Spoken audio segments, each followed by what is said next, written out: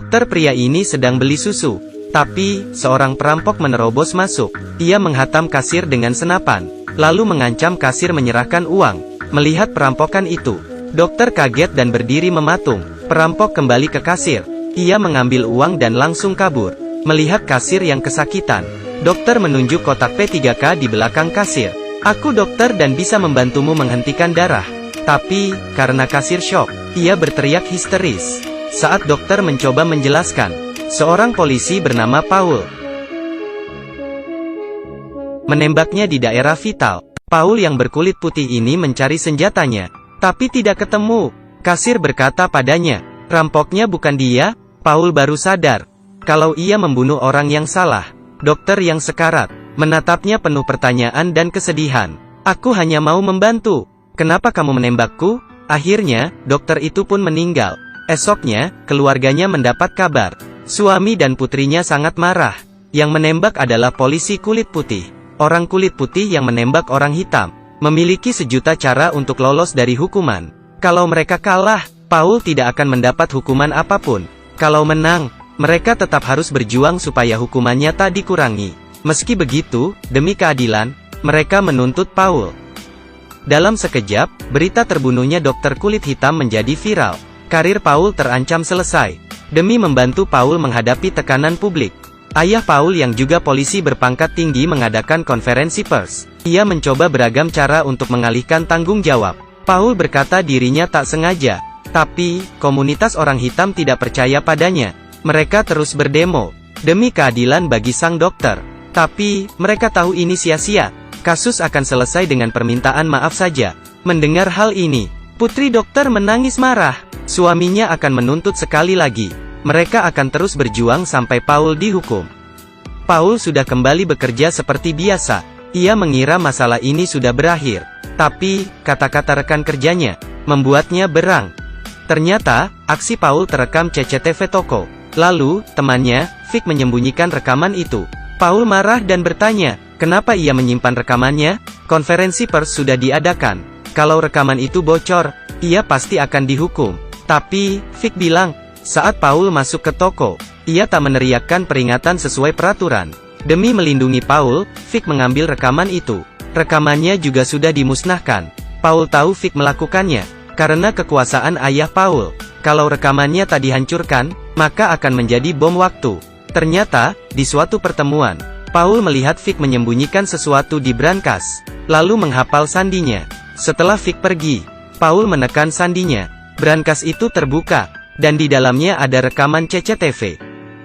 Seorang dokter kulit hitam mati karena dibunuh polisi kulit putih. Rekaman CCTV di toko adalah bukti satu-satunya. Paul mengambil palu. Saat ia mau menghancurkannya, ayahnya yang berpangkat tinggi datang.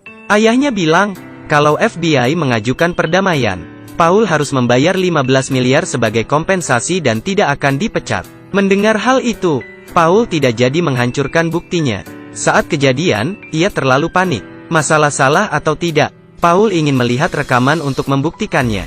Ia membawa rekaman itu ke kantor polisi. Setelah mengunci pintu, ia mengambil kaset dan memasukkannya ke mesin pemutar. Tiba-tiba, seorang polisi wanita masuk. Paul menyimpan kasetnya, dan berpura-pura sedang merapikan rekaman. Ia menyelipkan kaset itu di tengah kaset lain. Paul lalu pergi ke kantor. Atasannya bilang ia tak akan dituntut. Tapi, masih ada satu pertemuan saksi. Paul hanya butuh menjelaskan, kalau gerak-gerik dokter seperti perampok. Bukan karena ia orang kulit hitam. Supaya publik tidak marah padanya. Paul setuju dan akan melakukan instruksi ayahnya. Setelah berdiskusi, ia kembali ke ruang rekaman. Ia membuka semua kaset di sana. Tapi, kasetnya hilang. Paul sangat frustrasi. Ia teringat Vic dan mendatanginya dengan marah. Tapi, Vic tidak tahu apa-apa. Kalau bukan Vic, lalu siapa?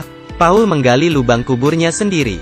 Ayahnya menemui Paul. Apa saat kamu masuk ke toko, kamu melihat penampilan orang itu? Paul bilang, tidak. Apa dia memakai topi hoodie? Aku hanya melihat punggungnya. Ayahnya bertanya lagi, apa dia memakai topi hoodie-nya? Aku tak ingat. Dia pakai. Kamu tak melihat wajahnya. Kamu juga tak melihat tangannya. Kamu tak tahu ia orang kulit hitam. Mengakulah sesuai arahanku. Apa kamu paham? Di pertemuan saksi, pengacara menanyainya, "Apa yang kau lihat di toko?" Paul bilang, "Dari jendela aku melihat kasir yang terluka dan berteriak hister. Juga ada seorang pria yang terlihat mengancamnya. Aku memperingatkannya, tapi ia tak berbalik ataupun mengacungkan tangannya. Jadi, aku menembaknya." "Apa kamu melihat wajahnya? Apa dia pakai topi?" Paul dengan tenang bilang, "Ya, dia pakai. Aku tak tahu ia berkulit hitam." Sampai di sini, suami dokter sangat emosi. Ia mengajak mereka berdebat. Pengacara Paul menghentikan perundingan dengan dalih suami dokter melanggar peraturan perundingan. Sekarang, Paul tak hanya bebas dari hukuman. Bahkan, ia tak perlu membayar kompensasi 15 miliar. Rekan kerja Paul, Liam, terdiam saat mendengar hasil perundingan. Ternyata, dia yang mengambil kasetnya. Ia memutar kaset itu dan melihat kebenarannya. Paul tidak bertindak sesuai peraturan. Tapi, ayahnya berkuasa. Kalau ia membocorkannya, ia pasti akan dipecat.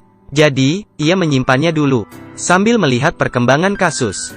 Paul dan Liam ditugaskan menangkap penjahat. Penjahatnya kabur, dan mendorong seorang wanita ke rel. Paul langsung lompat dan memapah wanita itu.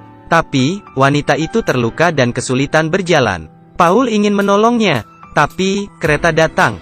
Sudah terlambat. Setelah kereta lewat, penumpang sangat panik. Liam menyusulnya. Tiba-tiba, Paul dan wanita itu berdiri.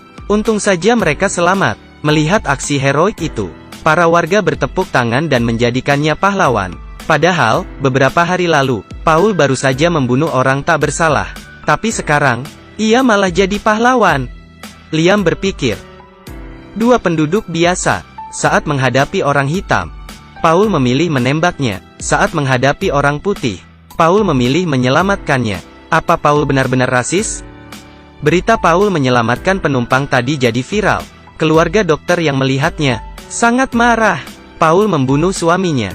Tapi, gara-gara menyelamatkan satu orang, langsung dimaafkan? Mereka tidak ikhlas. Mereka akan menulis kritik di koran. Karena bagi mereka, Paul hanya berpura-pura saja. Ia sebenarnya pengecut.